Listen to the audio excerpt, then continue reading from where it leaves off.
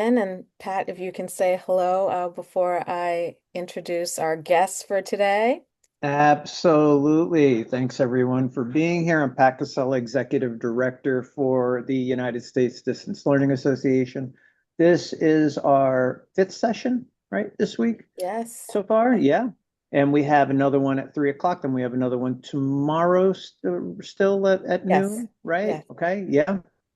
And the conversations have been good. So I'll just set the ground rules, as Valerie said. Use the chat window. Going to continue to monitor that through the session. If there's a hot topic that Rick or Molly are talking about today that you want to jump right in, raise the hand. Just use the hand icon there. It's under React. Click on React. You'll see the little hand raising thing right there. And this is a session that I'm not moderating for a change. So is it yours, Alex? Are you moderating Yes, it this one? is. All It is. right. Well, then, I am going to turn it, I'm going to thank you all for being here. And I'm going to turn it back over to Alexandra Salas. Alex is on our executive board and she is our communications director. So she's been responsible for putting the PPW, the Public Policy Week programming together. So thank you, Alex. And without further ado, I'm turning it over to you. All right. Thank you so much, Pat. So it is my pleasure to tell you a little bit about our next speaker. His name is Rick Rendon. He's the founder of the strategic communications firm, the Rendon Group, and the nonprofit Empower Peace. He brings over 2 decades of experience pioneering innovative digital learning initiatives that empower young people to become leaders and change makers in their communities. And we just are delighted that he is here to talk about his experiences. And so without further ado, I would like to have Rick take the mic and start chatting with us. And we'll have some questions after his presentation. And please feel free to use the chat to post your questions so that you can also engage in this conversation with us. Well, thank you, Alex. Thank you, Pat. It's an honor and privilege to be here today with all of you. Before I get started, I just want to introduce my colleague, Molly Lomenzo, who will be my co-pilot today. Like with any school presentation, a little show and tell. We have some videos today that we'd like to show you. They're relatively short, anywhere from 30 seconds to 2 or 3 minutes, but it'll give you a sense of some of the projects and campaigns that we've done and how we've used technology. So again, just to reiterate a couple things that Alex mentioned, my name is Rick Rendon. I am the co-founder of a strategic communications company based in Boston and in Washington, D.C. As you can probably tell by my gray hair, we've been at it for a while. According to LinkedIn, a while is 45 years. Yikes. We specialize and do campaigns all over the world. And here I'm coming to you from our office in Boston. I moved from my office into the conference room because, believe it or not, as fate would have it, we're having technology problems. Our internet kept going down in my office, so I moved to a safer spot. So anyway, that's kind of ironic, but I thought I'd share that story. But here in our Boston office, our passion focuses primarily on young people, engaging young people. If you pick the subject or the topic, chances are we have or will be empowering young people to stand up and take action on it. The topics or the campaigns and causes we embrace range everything from public health to public diplomacy to public safety, the environment, peace in the neighborhoods, the dangers of opioid misuse, fentanyl poisoning, and illicit pills. What I'd like to do today is share with you some of the campaigns we have created using the medium of technology and distance learning, share with you the lessons we've learned and the best practices that we have. After which, through the guidance of Alex, happy to take questions and share ideas. But before I get started, I just want to give you a warning. This is not a prepared speech. This is not like a speech I give on the road. This is just some carefully crafted notes that I did. of things I wanted to share with you, the things that we've learned. This has not been rehearsed. I'm going to just open it up and then, fire questions, make comments. I want this to be a two-way street because I can share things that we've learned along the way, but I would welcome and encourage suggestions and questions and ideas from everybody that's on this call.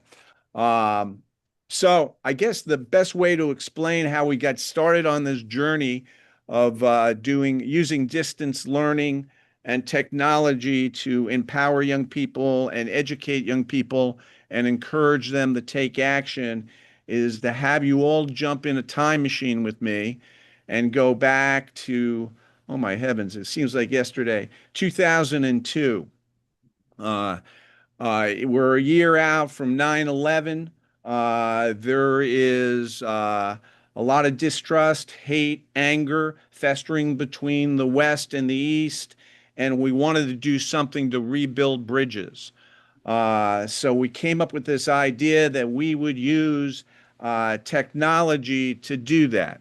And we thought we would go about creating virtual cultural exchanges.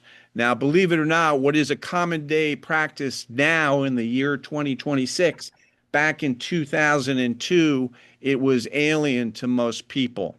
So I said, look, I think this is a great idea. Here in Massachusetts, and I think they're a sponsor or a partner of yours, we have the technology company Polycom. And I had a series of relationships there. So I talked to them about what we were thinking about doing these virtual cultural exchanges. And they said, Rick, yeah, we'll help you in any way you want. So I jumped on a plane. I flew down to Washington, D.C. to meet with the State Department, went into that glorious building, went into the conference room. Their public diplomacy people came out. And I said, look, I got this idea. I think we can use video conferencing technology to connect young people here in the United States, high school age, with young people in the Middle East and around the Muslim world. They looked at me. They said, that'll never fly. That'll never fly. Parents won't let them do it. Every excuse as to why it couldn't happen came forth. I said, thank you for your time, left the State Department and said, you know something? We're going to do it anyway. We'll figure it out. We'll do it anyway. So we went about starting to do a series of video conferencing, connecting young people here in the States with their peers in the Arab and Muslim world. The first one we did was Boston to Bahrain. I'm not sure if you're familiar with the small island nation of Bahrain, but it's home to the United States Fifth Fleet, et cetera, et cetera. And it was amazing. Then we went on and did New York to Islamabad, LA to Beirut. Then we combined Boston, LA, Beirut, Islamabad, and New York. And we started doing all these video conferences, going back and forth, having young people talk with young people. We would kick it open, but then, we had them just share things. We had each of the groups of students do a video, which is a day in their life. So they basically took one student and he or she would wake up in the morning and then just kind of walk through what the average day was in their country. And it was absolutely amazing. And the dialogue, which struck me way back when, I can remember it was Boston to Bahrain, and then the Boston students stood up and said, "Hey, I have a question. Do you guys watch TV in Bahrain?" Okay, so right away there's a lot of laughter, and of course one student in Bahrain stands up and says, "Of course we watch TV." And the American students were amazed. And then the next question was, "Well, what's your favorite TV show?" Thinking that it would be some crazy show that nobody ever heard of. And the response in a split second was, our favorite show is Friends, And then you realized right away that as much as the media had carved out that these were two separate worlds in so many ways, there were common bonds between the young people. And, that set us off on the course. By the way, just want to say, shortly, a few years later, the State Department started doing virtual cultural exchanges. So a few years later, there's another example I'm going to give. A few years later, we gave birth to a program called Women to Women. It was inspired by former Texas Governor Ann Richards. Uh, and it was inspired because we were producing a series of events at the Democratic National Convention here in Boston. I think we did like 20 different, we had like 20 different clients doing a series of events. But Ann Richards was talking to a group of college-age women from around the country that had come to Boston on to see how a political convention functioned behind the scenes. And she stood up in the room, and it was amazing. We organized the event, and the governor went about saying, "Look, you know, the men go out and they fight for the land, they stake the land, but it is the women that are the great unifiers and communicators." And I turned to my colleague at that point and I said, you know something? The governor's right. If we're ever going to have a true peace in the world, we have to do something to ensure that women rightfully claim their seat at the table. So we gave birth to a program called Women to Women, which would bring women leaders from around the world all together to Boston to develop leadership skills and build an international network. So I want to quickly show you a video of that program.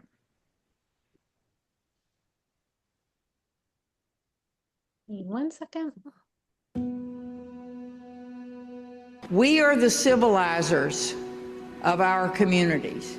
Now, the men go off to war and they stake the stake in the ground and they plot out the land of where they're going to live, and they go and they fight whoever they have to fight and fight each other if they have to. But it is the women that build the community.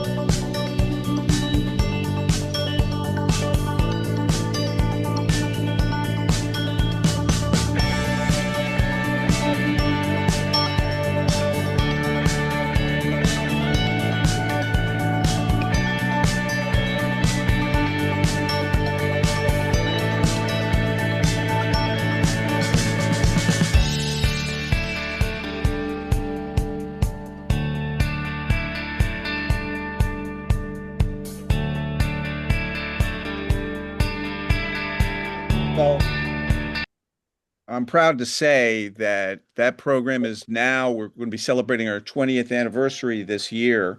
And we've reached thousands upon thousands of leaders. But with success comes more challenges. You know, for every Women to Women America, we could accept a class of 80 students, but you would not believe the amount of applicants we received from around the world. We literally would get thousands of applicants, and to have to filter it down to just 80, we changed the lives of those 80 young women in the program, but we disappointed so many more. So we came again, let's use technology. And what we ended up doing is creating the Women to Women virtual university. So therefore, we could accept and reach and empower more young women because obviously we didn't have to fly them and house them and feed them here in the States. We could develop programming and send it out to them. I mean, we've done 3 global universities. We did 2 programs in Bahrain, 2 programs in Belgium, programs in Peru, Pakistan, and India. So through technology, we were able to reach more and to help try to meet the demand. And the demand is absolutely amazing. Anyway, so that was example number two. Example number three, I want to share is a program called Team Harmony. It's a racial harmony anti-hate campaign that we created back in, believe it or not, in the 90s. And that what we did is we created an event working with the ADL and a number of other organizations here at our sports arena in Boston, the Boston Garden, which we would bring thousands of middle and high school students together for a day-long rally and educational experience to promote cultural understanding, mutual respect, and promote standing up to hate in all its forms. The program started the first year that we did it. We didn't know what to expect. We ended getting 3,000 people in attendance. But over the 7 years that we did it, it grew and grew and grew. And at the turn of the century, we filled the Boston Garden to capacity, over 15,000 students. And what we did to expand the program is we used satellite technology to connect the Boston students with their peers in Johannesburg, South Africa, and in northern Belfast in Ireland. And then to top it off, we beamed in the President of the United States. Roll the video.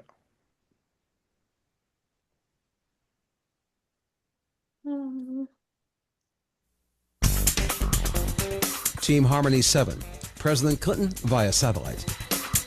Team Harmony, a youth diversity campaign developed by the Rendon Group in conjunction with local community activists, culminates with a large event at the Boston Garden. Over 15,000 middle and high school students from throughout New England rallied to combat hatred and bigotry and promote racial harmony. The event features presentations by professional athletes and entertainers. However, Team Harmony 7 took the campaign far beyond the walls of the Boston Garden. Using live satellite technology, TRG connects the Boston students with their peers in Belfast, Northern Ireland, and Johannesburg, South Africa. The youth discussed how they've overcome their differences and learned to live together peacefully. The event culminates with a special satellite appearance from the President of the United States, Bill Clinton. Rick Rendon, thank you for helping to organize Team Harmony 7. Who takes questions from the students in Boston, Belfast, and Johannesburg.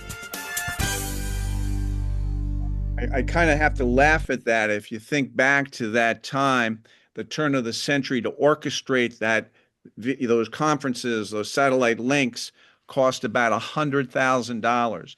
I think it was $125,000. Now today, they would be 3 very crafted Zoom calls with some camera setups, and it'd be golden. But that just goes to show you how fast technology moves. Anyway. We ended that campaign shortly after that event that we produced because one of our co-founders passed. But then again, with hate on the rise around America, we reacted the campaign back in 2019, and we were going to do this program where we would do another Team Harmony like you just saw in Boston, but connected using technology with a sister event down in Atlanta, Georgia. I used to work for President Carter, and the Carter Center was on board, and the president was on board, Congressman Lewis, and all those things were all set to go. And then all of a sudden, knock at the door, and it was Mr. COVID. Okay. And so all of a sudden, we couldn't put 10 people in the room. So, how are we going to put 10,000 people in the room? So we came up with this idea. We were going to go virtual, and we were going to create a web series called Hate, What Are You Going to Do? And what we proceeded to do is we put together an international news team of over 120 youth reporters from some 40 different countries, and they would all develop stories of what people were doing in their country, initiatives for good, and putting them forward. And then we would create this web series, and then we would stream it out around the world. It was called Team Harmony, Hate, What Are You Going to Do? And here is a quick peek of that web series.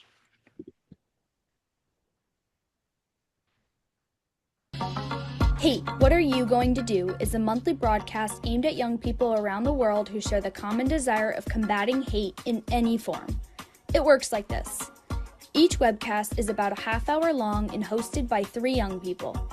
The shows consist of news stories and interviews. We've talked to congresswomen, rap stars, activists, educators, and more. But the heart of the show is without a doubt the featured news stories coming in from every continent. We've recruited young people from around the world and turned them into global youth reporters. It's their job to find stories right where they live that inspire not only themselves, but other youth around the world. Their mission is to produce a 3-minute news piece with their phone. They introduce us to people making a difference. They take us where news networks never will. We've had stories on albinism in Ghana, living in the shadows as a transgender in Pakistan, highlighting the plight of indigenous women through street art in Colorado, LGBTQ rights and government policy in Poland, the role of women in Egyptian films, and what it's like to be a Black woman in Belgium. Our youth reporters have talked to recording artists in Cuba, Egypt, and Kenya about the role their music plays in the battle against hate. One reporter in Portugal even talked to a well-known comedian about racism in their country and how he incorporates that into his routine. We've also featured impactful performances by spoken word artists who address racial and social injustice. We're giving young voices a chance to be heard. And that is Hate. What are you going to do?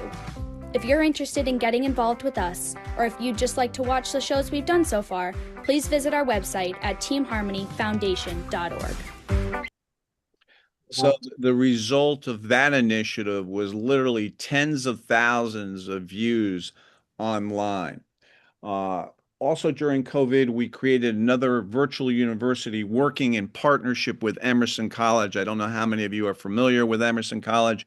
Amongst its graduates are Jay Leno, Henry Winkler, Dennis Leary. They're one of the leading communication schools in the world.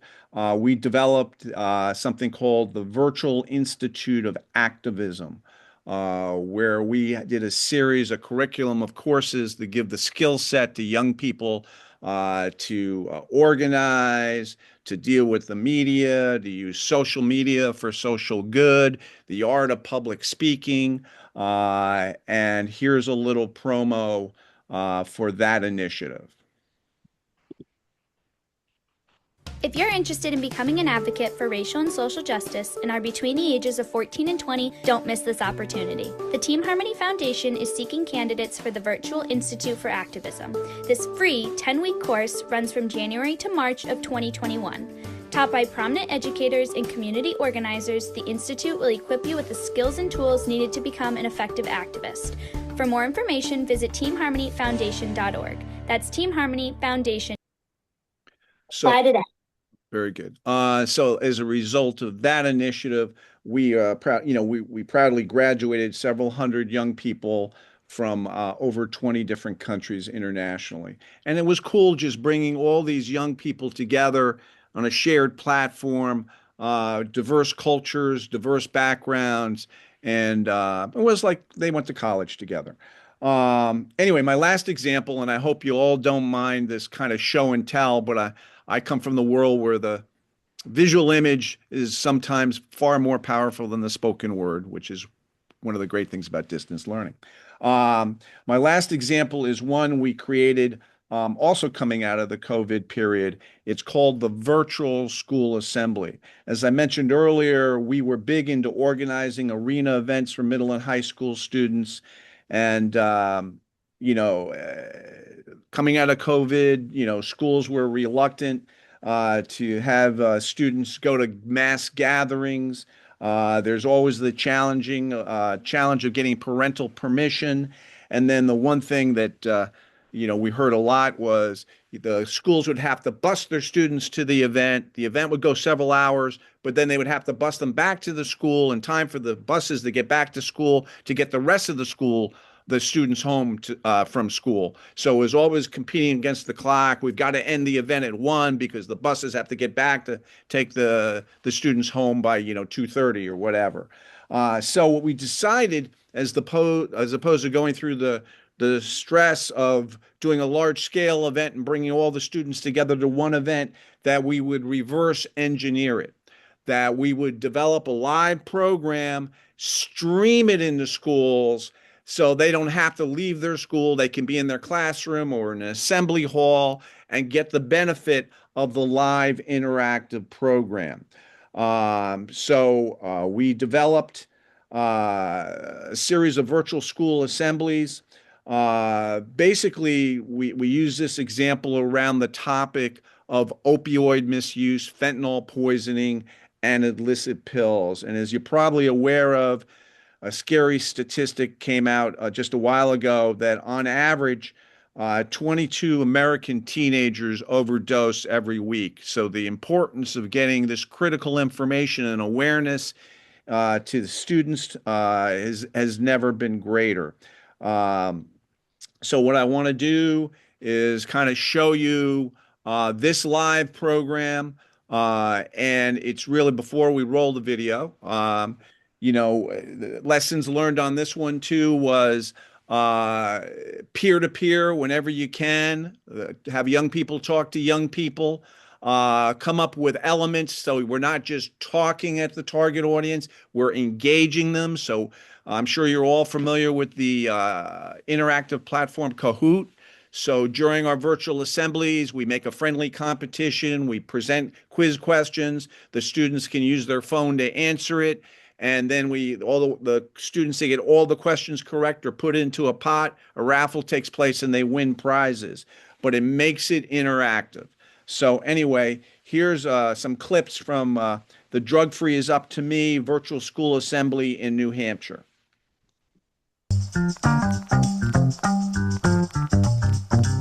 Good morning, New Hampshire. My name is D1. I will be your host today for the next 90 minutes as we take a deep dive into the dangers of substance misuse and addiction. During today's program, we will hear from local advocates, family members that have lost a loved one due to substance misuse, and also from those presently in recovery. It's gonna get real today, y'all. We also will hear from law enforcement to tell us what is going on right here in your backyard in New Hampshire. Just as important, we're gonna talk to students that have taken the bold step. I'm so proud of these young men and women, y'all, because they are upstanders and they're not bystanders in the battle against substance misuse. And every single school watching today will have a chance to participate in a game of Kahoot and answer the 5 questions that we will be asking during the course of today's game. So today, we're here to make a change, all right? Let's get it. And it is my pleasure to introduce the 2 driving forces behind it. These are my bros for real, y'all. My man, John DeLina, is the Deputy Special Agent in charge of the New England Field Division of the DEA. And my brother, Jim Wahlberg, my man Jimbo, he's the Executive Director of the Mark Wahlberg Youth Foundation. Jimbo, what do you think, man? So, hey, for everyone that's watching, I'm John DeLino, obviously. My better-looking friend here is Jim Wahlberg, yeah. Much better-looking friend. Yeah, I Thank appreciate you for that. mentioning that. I appreciate it. When you see a movie, you see the DEA, you see doors being kicked down, you see guys being chased over the border, all these things, right? But here you guys are educating young people as well. Tell me about that. Yeah, John. I mean, the truth is that we fully understand and recognize that we had to do more. Well, it's very important that the brave men and women of law enforcement are out there, doing the job that they've been asked to do. We could all do a little bit more. And for us, it was recognizing, hey, let's connect to the people in our community. People often ask us, why? Why this topic? Why are you so involved? And my answer is always, why not? Right? Anything that's killing 100,000 people in a year needs our attention.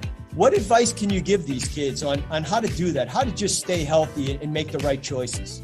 Well, I think the most important thing is that they're communicating with adults around them, people that they can trust. A teacher, a parent, an aunt, an uncle, somebody from a boys or girls club. There's so many wonderful programs out there, but they have to be able to communicate with people and know that people have their best interests at heart and want to do everything that they can to help them. We had over 100,000 Americans die of a drug overdose in a 12-month period.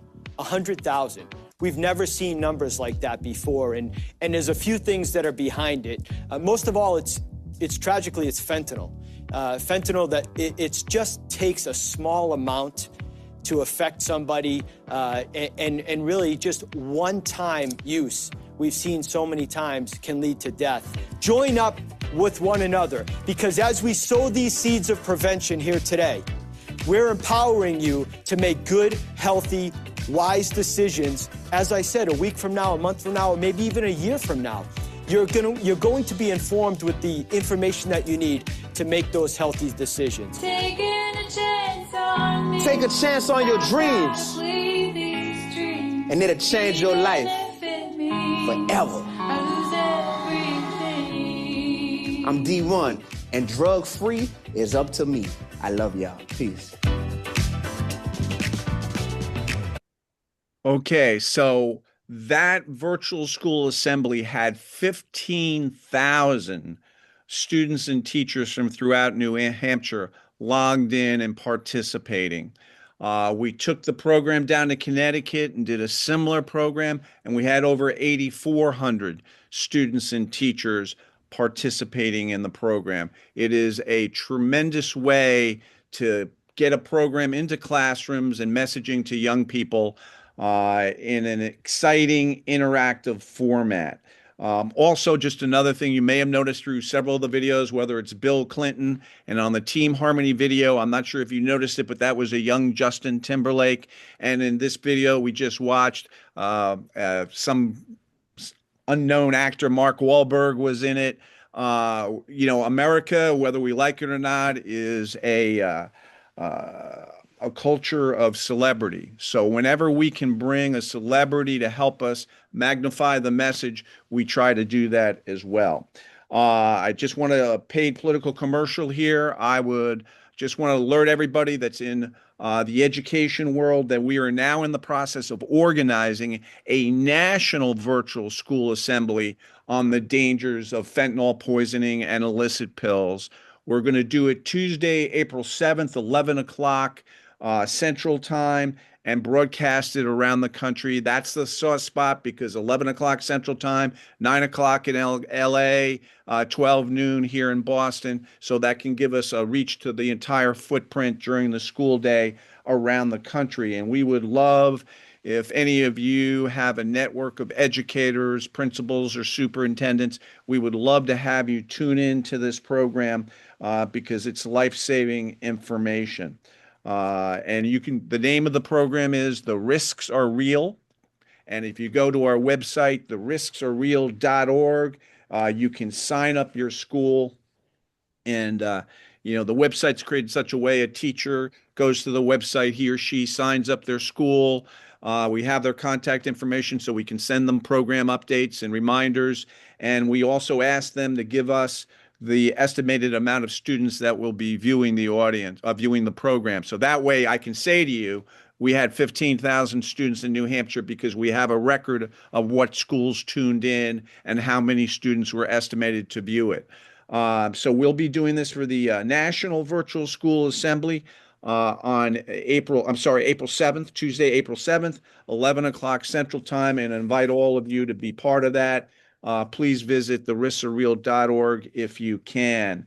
And you probably say to yourself, why Nashville, Tennessee? Well, it's pretty clever why we're doing Nashville, Tennessee, because our studio, we'll be doing the live program from 11 to 12, is just down the street from the RX Summit.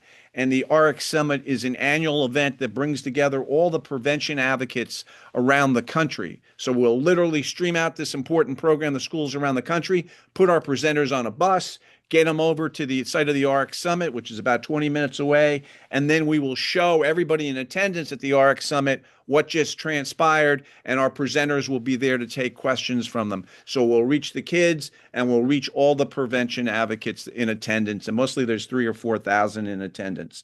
Anyway, I hope the little home movies and the show and tell was beneficial to kind of paint the picture of how we've used technology over the years, over the decades, oh my God, to reach our target audiences, which primarily is young people. I think I'll stop there, say thank you all for listening and watching, and take questions or suggestions, ideas, fire away. Well, thanks for that, Rick. And I wanted everybody to know, tying in the connection a little bit more here. I met Rick and Molly just a couple months ago, right? Right, guys? Probably a couple months ago. and they found us somehow online. They came across USDLA, and there was that past relationship kind of in Boston because we were in Boston for many years. John Flores was executive director many years ago, and that was a common tie. But my looking at it and saying, okay, where is the connection point? These young people, especially, they need to have a little bit more fostering, get used to working in remote environments, right? That's really what it is all about. They're going to be in remote learning, distance learning. They have to be comfortable in working together as a team remotely. And what a better way of doing so is through a lot of the programs that Rick's group has instituted over the years. And then the My America program that is now coming out with the flag, that was certainly a great tie-in because here you are. How many separate tiles for the flag? 50,000 you've ordered? Yeah, 50,000. 50,000, right? And the whole idea is that they'll each be personalized, they'll all be put together, all be mailed into Rick and his team, and then they will be assembled. So it does go and help foster the principle of working together remotely to accomplish something as a team. And that's really, for me personally, that was the tie-in there on the distance learning side of things, not to mention all the different events Rick has done over the years using the technology that we talk about with distance learning. And thank you for that, Pat. Just to kind of backfill what Pat was saying, we're in the process now, being that this year marks the 250th anniversary of our great country, of doing a national art and civic engagement campaign for students K through 12, where we're asking them to create messages of love of democracy, patriotism, a call for unity on 6-inch by 6-inch tiles of red, white, and blue fabric, which we will send to them. They'll send back to us with their messages, and then we will literally glue them on backing and create a giant mosaic of an American flag, basically like a giant birthday card to America on America's 250. And we will go about building that flag over the course of the year. And in December, we will unveil that national flag and stream it out to all the schools that have participated in its creation. It is amazing. We haven't even begun the marketing for it in a serious way, and we already have close to 20 states, 15,000 tiles requested, and over 325 schools participating. So we're open to business for that as well. Just go to myamerica2026.org and you can participate in that campaign as well. And it was created or inspired by a campaign that we did after 9/11, where we reached out to schools in Massachusetts to do the same thing, except their messages were not only for love of country, but just for admiration of our first responders and for empathy for those people that had passed and their families. And that flag was half the size of a football field and comprised of 50,000 different messages. So we hope that this flag will dwarf that one. That's great. Amazing. Outstanding. So Rick, I have a question for you on the policy end, right? Yeah. So how does your team navigate education policy barriers when building these partnerships with schools, especially when programs involve like civic engagement, cultural exchange, or social sensitive issue topics? Like how do you navigate that? Well, it starts with coalition building. I think what we do is we make a special effort to make people stakeholders in our campaign, whether it's teacher unions, the Department of Education, superintendents, principals. We try to form a coalition and bring people together to help us navigate, to help us figure out how to get through any roadblocks. We try to make sure that we're totally transparent, that we don't offend anybody. We take in the sensitivity of whatever the issue is. I mean, for example, here in Massachusetts, one of the things that we're struggling with, we wanted to do a virtual school assembly on the topic of healthy relationships and sexual assault because the statistics are alarming if you really step back and look at it. I don't want to misquote them because, quite candidly, I forget them because it's been a while. Something like 6 out of 10 female students have been sexually assaulted by the time they get to high school. I mean, it's really ridiculous. And we're still trying to work through it because, a lot of schools are very sensitive to this issue. They put it under the rug. So now we're trying to figure out. We were going to call it the Virtual Assembly on Sexual Assault. And then somebody suggested to us that may be too much. You got to focus on the positive thing, on focus on healthy relationships. So we're kind of reframing the presentation of it to get this important information out to both boys and girls. I hope that answers the question. Yes, yes. And it kind of leads me to another question. Unless there's a question from the audience, do we have any in the chat? Pat? No? Okay. All right. So then I can move on to my next I, question. I hope Yeah. that because there are no questions, I hope that's because the presentation is so thorough and spot on that as opposed to people are saying, why did I tune in to hear this discussion? No, and just to not to get off topic, but your campaigns um have a wide, like a diverse, you cover diverse topics. And how do you decide what goes into that, into your thinking process? Because you've been ahead of the game. A lot of the things that you've done have been ahead of the curve. Before, things are trending, you're talking about it. Yeah, I don't know whether it's just something instinctive or whatever. I mean, for example, here I go with more war stories. This is what comes with gray hair. I just want to give you all a warning. During COVID, I was on vacation somewhere, and one night I just put on the TV, and there was a special on CNN about the 1921 race massacre in Tulsa. And I watched it and I was blown away. I just could not believe a hate crime of that magnitude had ever happened in our country. And most important, I couldn't believe I never heard about it. And I was so moved by it that when I got home, I put together a team. We flew out to Tulsa. We went to Black Wall Street. We met with people, and we decided right there and then that we would do a national convening of students and teachers from around the country in Tulsa, Oklahoma, to examine the 1921 race massacre, to learn the lessons of what can happen when hate goes unchecked, and to encourage the students to go back and to do proactive racial justice issues in their school. So, I mean, it's just something comes across. As a team, we say, yeah, we've got to do something about this.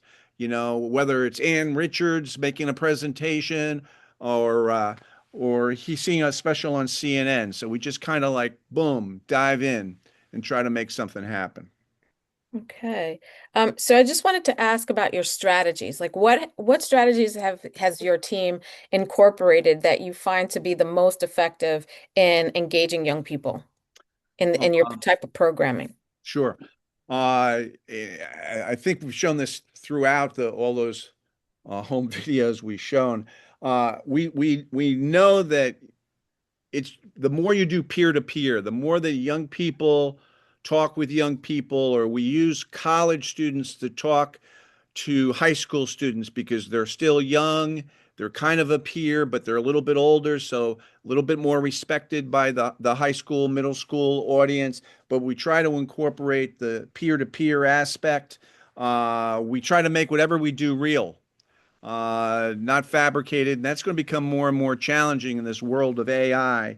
But young people, we found, respond to real issues, real people, and real discussions.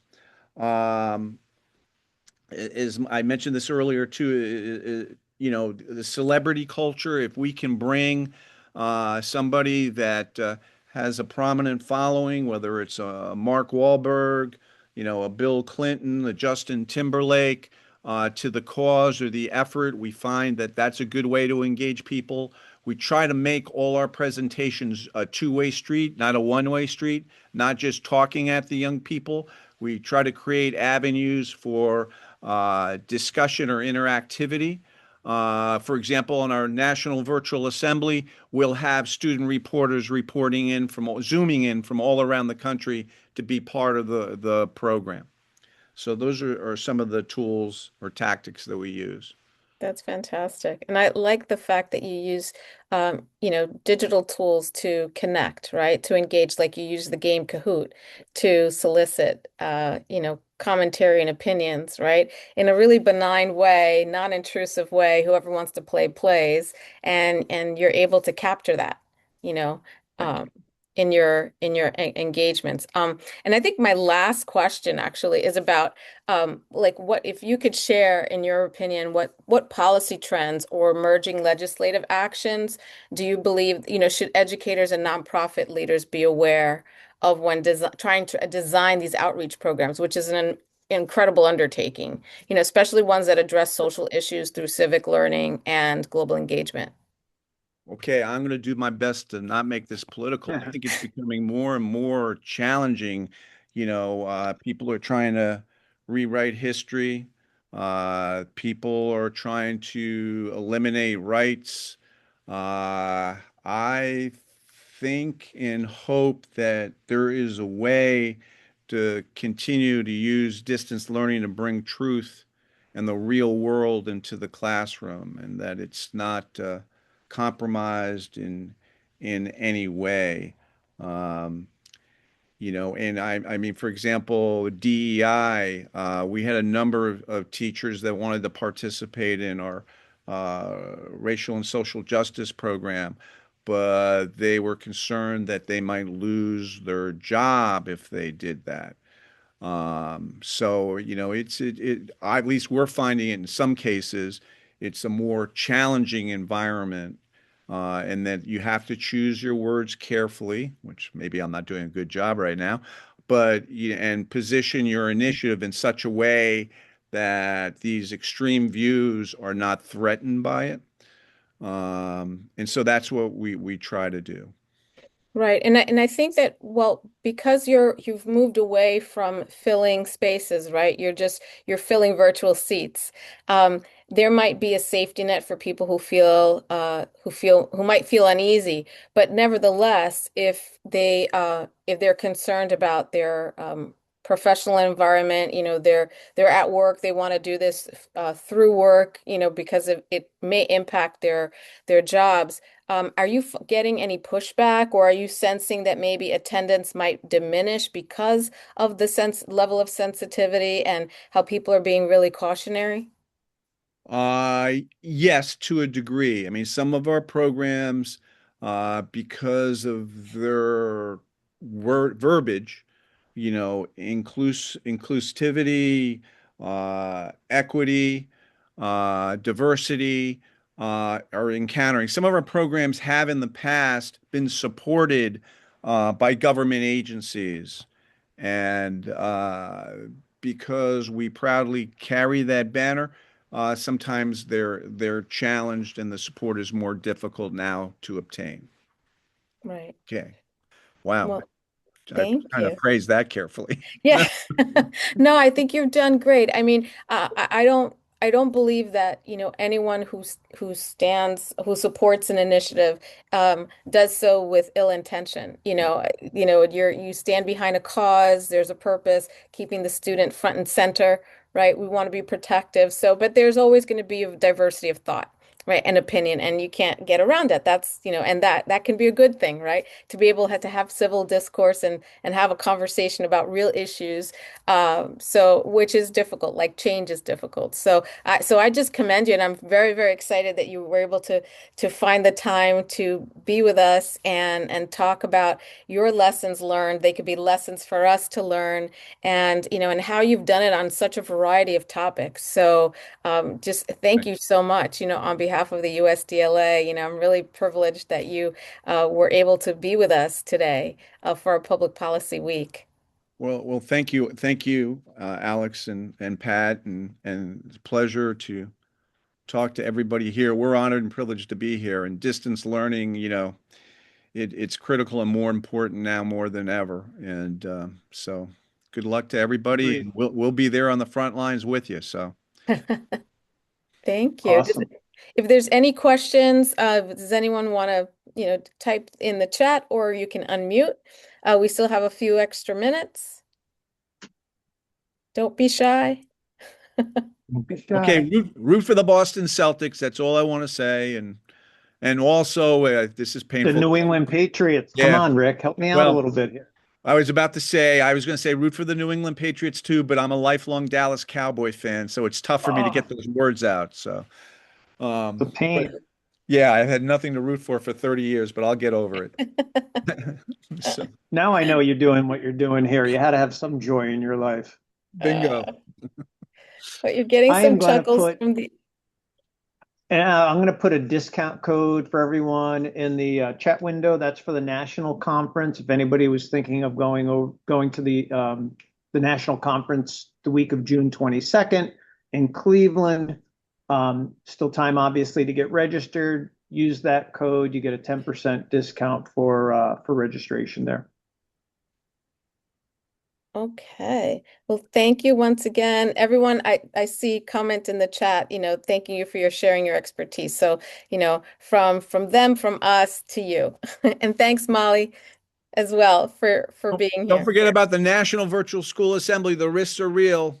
April April 7th. 7th. Yes, Okay. I put it in the Thanks. chat, Rick, so that people had that link. And my information is in the chat as well. If anybody's interested in collaborating or learning more about what we do, happy to meet with anybody at any time. As Rick likes to say, we are open 24/7 for great ideas. That's fantastic. All right. Awesome. Thank you. Stay warm, everybody.